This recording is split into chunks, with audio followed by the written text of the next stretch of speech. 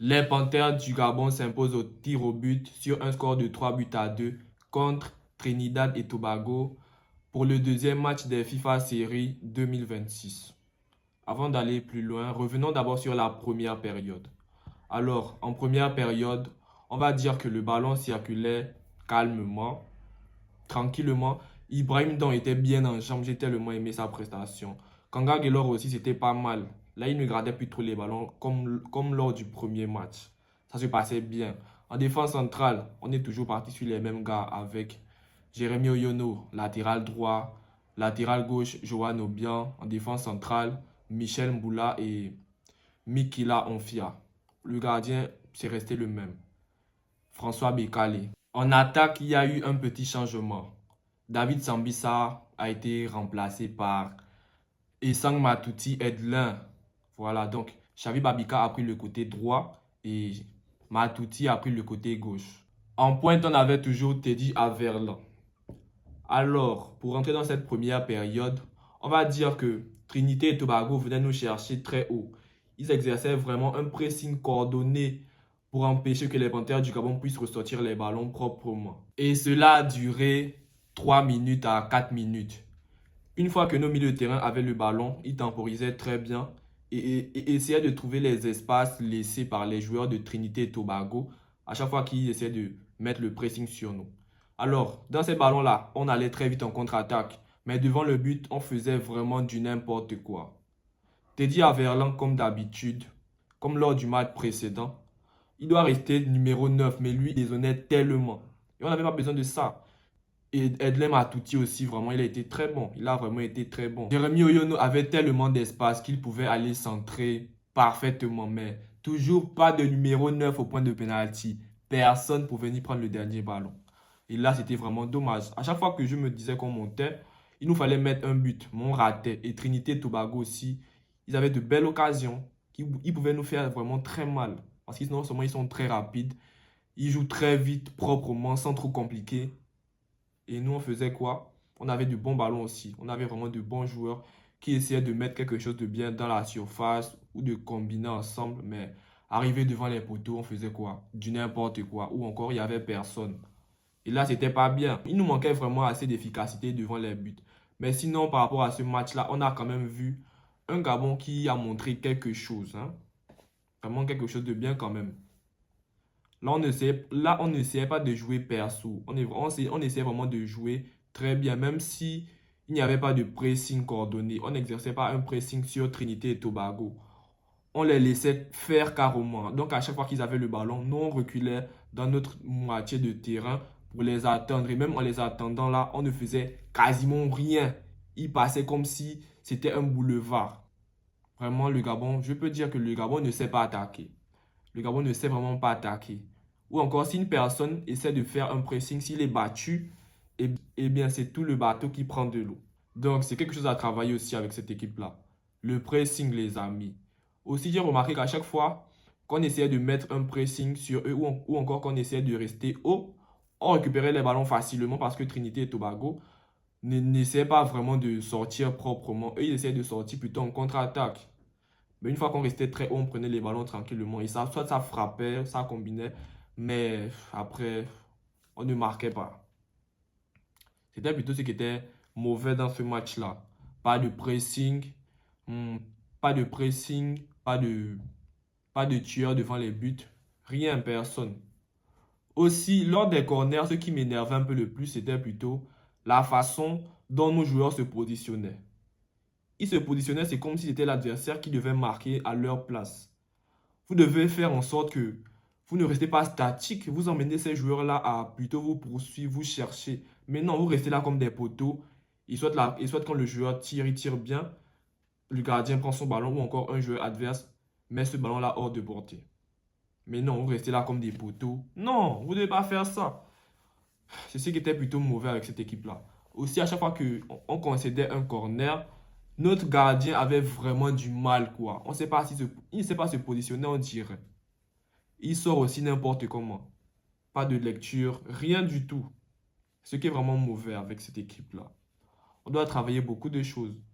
Le pressing, on doit travailler le pressing. On doit travailler, on doit vraiment trouver un 9. Je ne sais pas si sur le banc on avait un autre 9. Parce que Teddy Avernon, je crois que c'est un ailier et pas un numéro 9. Et donc, il déshonnait tellement.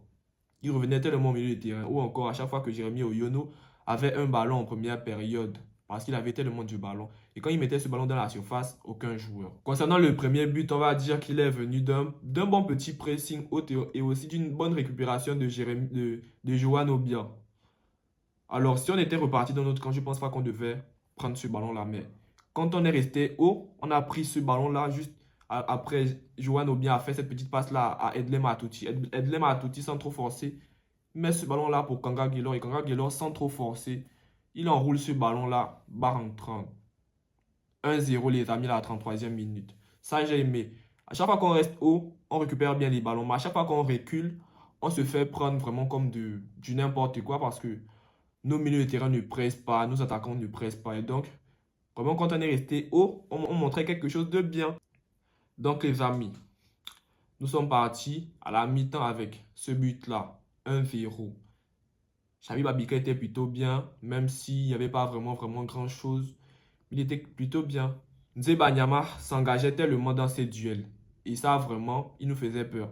Il a pris le carton jaune avant la mi-temps. Au début de la seconde période, la dynamique du match avait changé. Nous qui avons dominé en première période, bon, bien que ce n'était pas vraiment une domination totale parce que Trinité et Tobago ne se laissaient pas faire, mais quand même, en seconde période, on s'est vraiment pris une tempête de pressing de la part de Trinité et Tobago parce que cette équipe pressait vraiment et nous on faisait quoi? On ne faisait quasiment rien pour les contrer, rien du tout. Puis on se prend ce corner-là à la 53e minute. Ce corner-là, où nos joueurs n'essaient même pas de prendre bien ces joueurs-là au marquage. Ils font quoi? Ils restent juste debout avec eux comme ça, comme des poteaux. Et voilà, Lévi Samuel Garcia, il monte sur eux direct, il prend son ballon là, il met ça de la tête. Lors du but sur corner de Trinité et Tobago, je me demandais bien ce que le gardien est sorti faire. Il ne sort même pas avec les poings, il sort juste comme ça, il marche. C'est comme s'il partait en balade. Tu sors pour boxer le ballon, bien tu sors pour marcher. Et voilà, Lévi Samuel Garcia met son but là de la tête à la 53e minute. Ça fait un partout les amis. Après ça, une autre action. On donne le ballon simplement à Edlem Atouti. Edlem Atouti sans trop forcer, je crois. Il met une frappe de 30 mètres comme ça là. But. Beau but, j'ai grave aimé ce but là. Ça fait 2-1. Et après ça, on fait quoi? On recule, on ne presse plus. On recule, on ne presse plus. Et puis quoi? Nzeba Nyama, il prend le carton, il fait une autre faute sur un joueur de Trinité et Tobago. Il était vraiment en retard sur son tacle, vraiment en retard. On ne sait pas s'il a vraiment, bon, on va dire qu'il a un peu glissé, mais cela ne justifie pas son action, les gars. Il a glissé, il a fait faute, il n'a pas pris le ballon, il a pris le joueur direct. Allez, deuxième carton jaune rouge. Et après ça, on se prend encore une tempête d'action.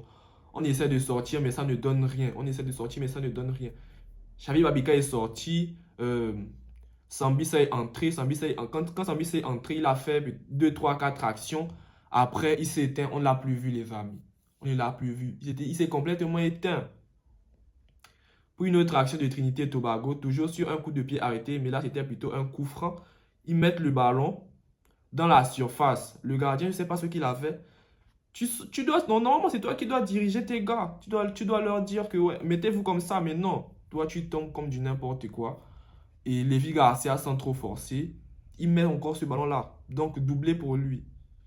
Et là, vraiment, j'avais vraiment mal au cœur, quoi. J'avais non seulement mal au cœur parce que Nzeba Nyama avait pris le carton rouge, alors qu'il devait laisser sa place, au moins à Eric Bokoum, parce que Eric Bokoum, c'est aussi un bon joueur, il est technique.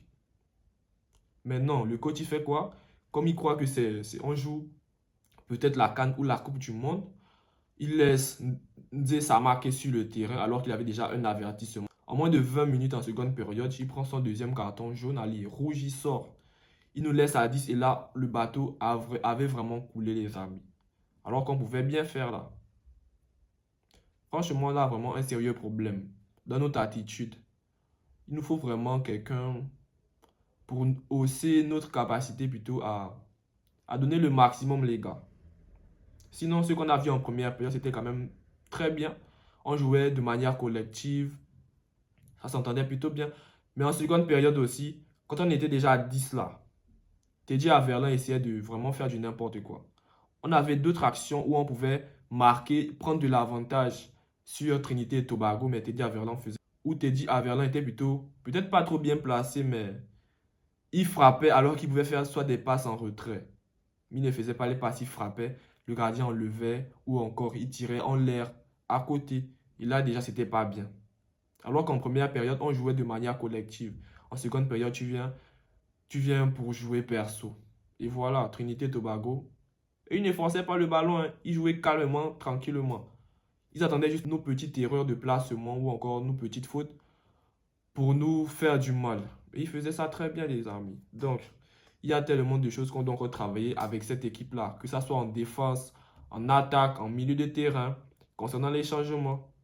Parce que, voilà, c'est comme ça. Si on rêve grand, il faut vraiment essayer de donner le maximum. Donc, concernant les tirs au but, les amis, je ne savais même pas qu'il y avait des tirs au but parce que je me disais, bon, on a perdu. Et donc, j'ai directement arrêté mon ordinateur. J'ai pu regarder la suite du match. Et c'est maintenant sur Facebook que j'ai appris qu'on a gagné au tir au but 3 buts à 2. Et après, j'ai dû regarder à nouveau la rediffusion des tirs au but et j'ai vraiment vu qu'on a gagné. Mais sinon, concernant le match, on va dire que c'était plutôt pas mal, hein, plutôt pas mal.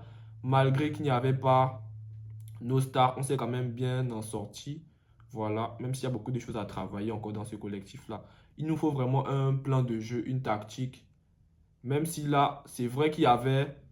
J'ai bien aimé la personnalité de Kanga Gaylor, Ibrahim Don, Edlem Matouti. Voilà, c'était bien. En défense aussi, la maturité de Mikila Onfia et Michel Mboula, vraiment, c'était plutôt bien. Jérémy Oyono aussi, en première période, il était bon. Donc, les amis, je crois que nous sommes arrivés au terme de ce débrief.